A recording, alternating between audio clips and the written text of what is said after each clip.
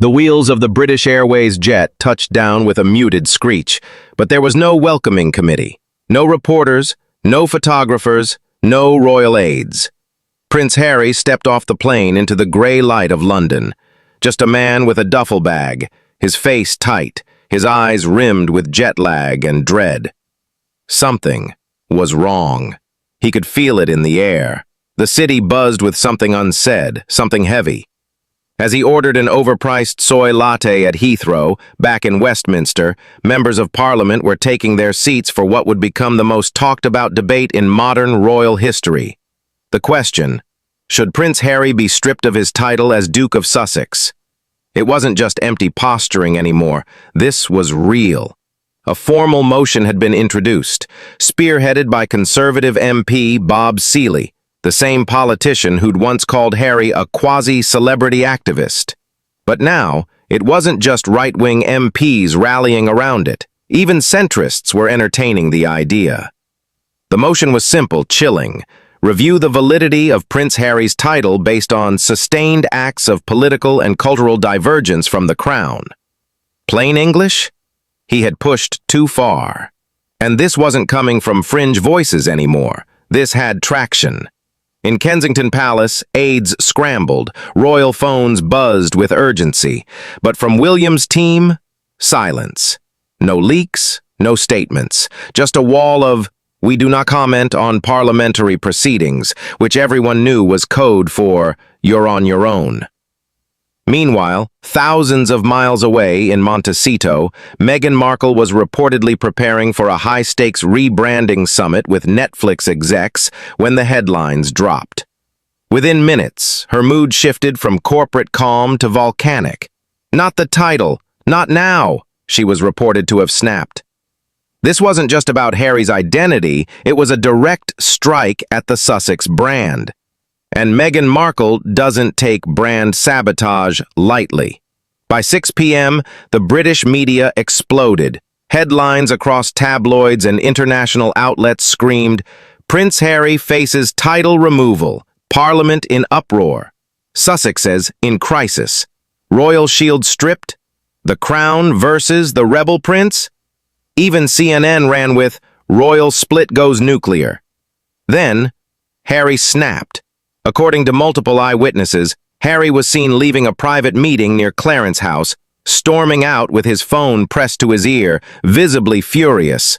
One quote, allegedly shouted loud enough to be overheard by bystanders, would soon ignite a social media firestorm. "They wouldn't dare, not after everything I've done for them." That one line lit the fuse.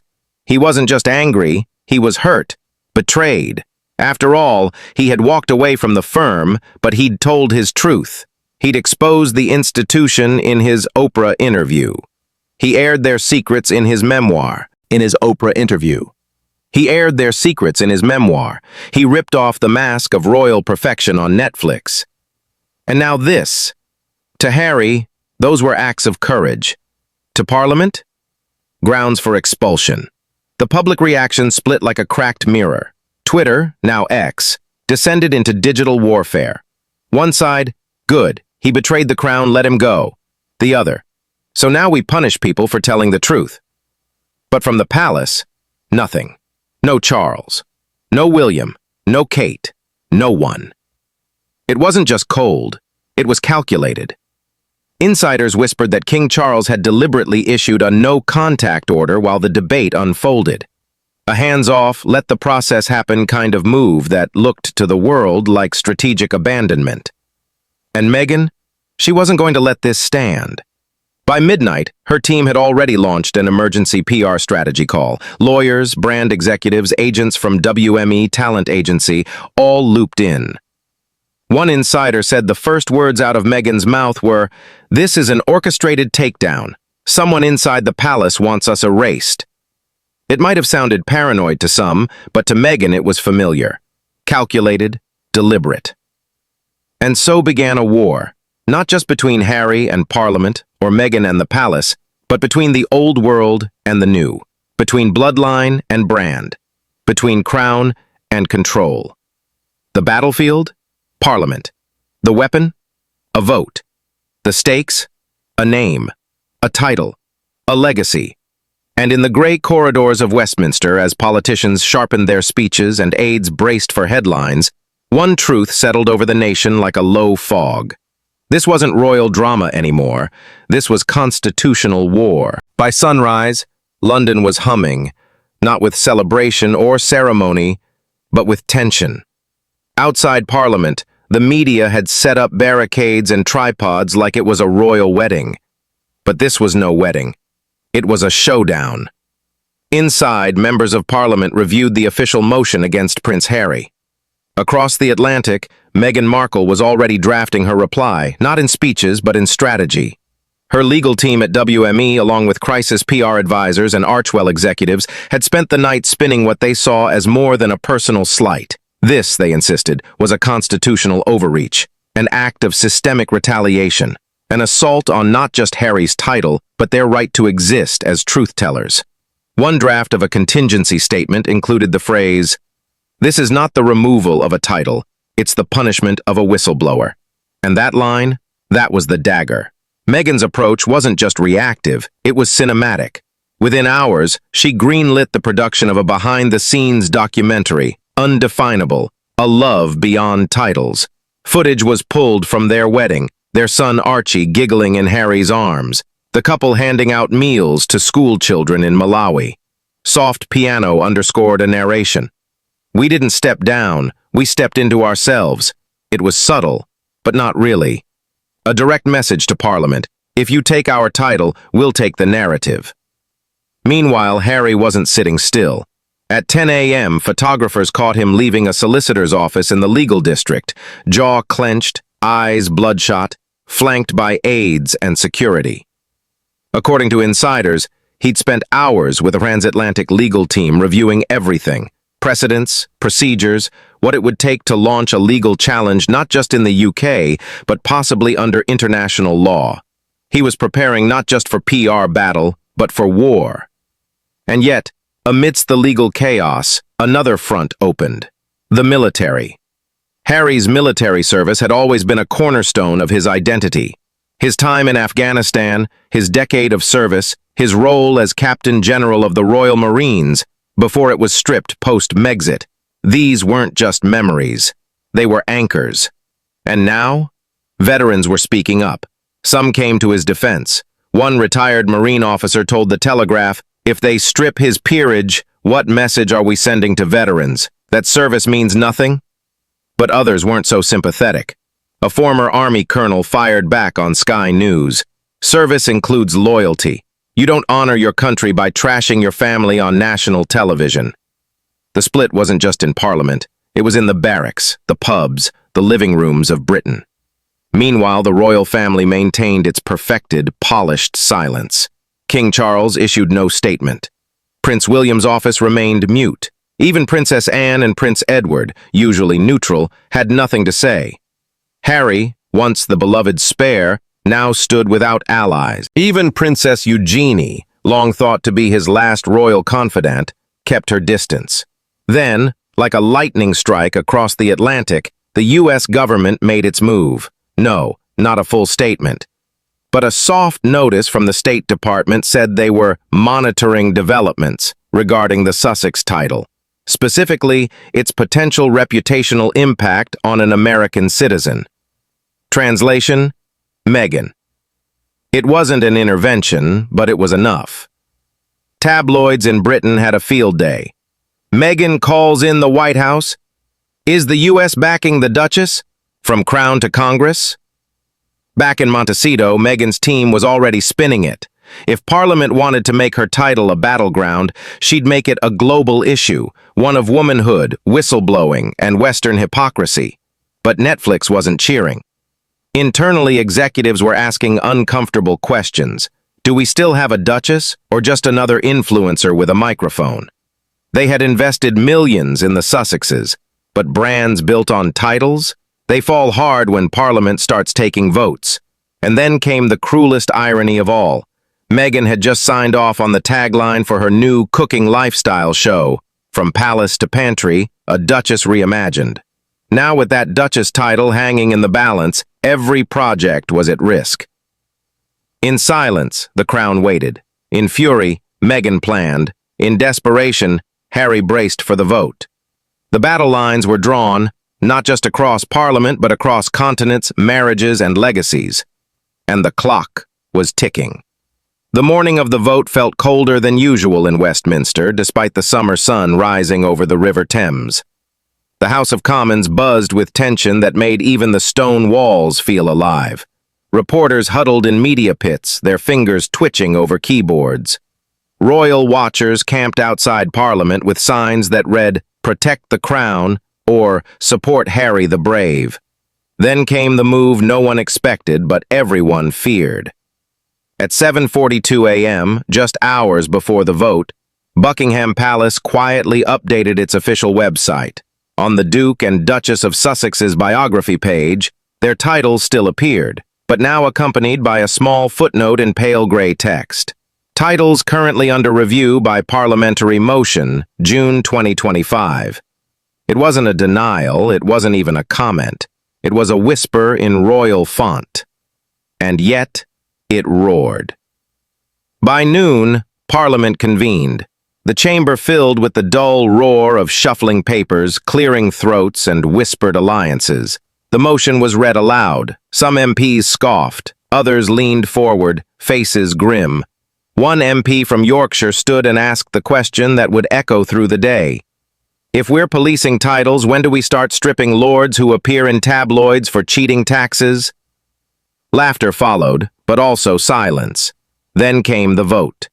The numbers rolled in. Flashes. The motion failed by 14 votes. Just 14 votes kept Prince Harry's title intact. Technically, he was still Duke of Sussex. But if this was a win, it felt poisoned. Later that night, holed up in a secure countryside estate, Harry called Meghan. His voice, reportedly flat and low, said only, "They didn't strip it, but they made it worthless." That line broke her heart. But it also confirmed something she had feared from the start. The monarchy wouldn't need to destroy them in public. It could erase them quietly. Soft disownment, silent rejection, a purge by protocol.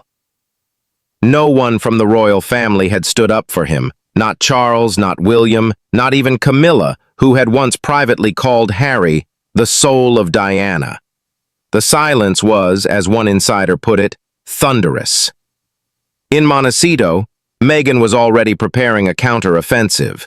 But the backlash had arrived. Her documentary trailer, Undefinable, A Love Beyond Titles, received lukewarm responses. Netflix executives went quiet. WME, the powerhouse agency representing her, began pulling back on their rollout plans. One agent was overheard whispering to Deadline, "There's sympathy, but there's also fatigue. The narrative is stuck." And in the business of brand storytelling, fatigue is fatal. By week's end, Harry and Meghan were both back in California, physically safe, emotionally scorched. According to sources close to the couple, they had finally realized what the rest of the world had long suspected. The old strategy, turning personal pain into public narrative, wasn't working anymore. Instead of reclaiming power, they looked exposed. Instead of inspiring loyalty, they inspired exhaustion. Behind closed doors, Netflix board members reportedly began re-evaluating the Sussex's contract. Spotify execs, still bitter over the collapse of Meghan's podcast, joked at a Napa retreat, "From Duchess to disaster." Harry, meanwhile, began pulling back. Sources said he was considering a permanent exit from public life. No more books, no more interviews, just chickens, family, and maybe teaching at a local veterans non-profit. But Meghan? She wasn't ready to be quiet. In the days following the failed vote, the storm began to quiet, but only on the surface. Headlines faded, hashtags dropped from trending, and morning talk shows moved on. Yet behind the scenes, the fallout continued to smolder. Meghan Markle didn't rest. She recalibrated. If the crown wouldn't give her power, she'd build her own. If the title of Duchess could be questioned, she'd make herself something no parliament could vote away. Her new vision had a name: civility. Part lifestyle brand, part media platform, part advocacy engine, it was sleek, Silicon Valley chic, and unapologetically American. The tagline? Where grace meets power. She held private dinners with Oprah, Ellen, and Kerry Washington. She hired a former strategist from the Obama media team. She mapped out launch campaigns and product lines that leaned into modern womanhood and soft rebellion. Wellness, TED-style keynotes, maybe even a signature scent. If the monarchy exiled her, she'd become a disruptor. But Harry was fading. Those close to him said he barely spoke. He withdrew from calls, skipped meetings, even missed production updates for the planned docuseries. One morning, he was seen alone, dropping off Archie at school in Montecito, hair disheveled, eyes distant. He told a friend, privately, "It's not just that they tried to take the title, it's that no one tried to stop them." No letter from Charles, no call from William, no Balmoral invite, no Christmas whisper, not even a private message from a single aide. The silence had become its own weapon. Inside palace walls, a chilling term began circulating. Engagement Avoidance Protocol. Royal staff were reportedly drafting internal plans to ensure no future joint events, no co-branded initiatives, no overlap with the Sussexes. Quiet, strategic separation, permanent. Worse, whispers emerged of a proposal to remove Archie and Lilibet's honorary HRH references from palace documents, not legally but functionally. Their names would vanish from invitation lists, family trees, internal registers. The palace's version of ghosting. But Meghan's new team was ready, and aggressive. She doubled down on civility, aligning it with themes of empowerment, justice, and post-royal autonomy. Her friends in media pushed op-eds painting her not as a fallen duchess, but as a visionary woman reclaiming narrative in the face of ancient institutions. Not everyone was buying it. Piers Morgan called civility a glorified Pinterest board with delusions of royalty.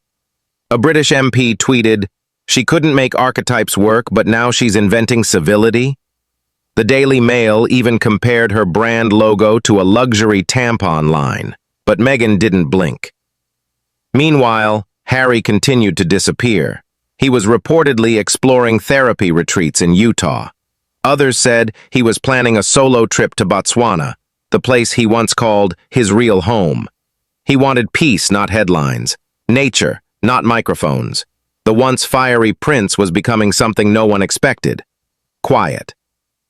Then came the blow neither of them saw coming. Netflix. Executives met in private. The Sussex contract, once a crown jewel, was now being referred to in boardrooms as a cautionary tale. One insider said bluntly, "The fairy tale's gone flat. It's time for something else, or someone else." If Meghan's next project didn't deliver, they were prepared to walk. And with Spotify already gone, Hollywood's appetite was waning. The machine that once embraced them was now moving on. Meghan risked becoming what the tabloids always claimed she was, an outsider trying to be royal. Harry risked becoming what he most feared, irrelevant. But here's the thing, they were still standing. Stripped of glamour, titles, and institutional favor, they were something else now, untethered, unpredictable, maybe even dangerous. Not royals, not celebrities, wild cards. And in that chaos, there was freedom. The vote didn't take their title, but it revealed the truth. They didn't need one to keep fighting.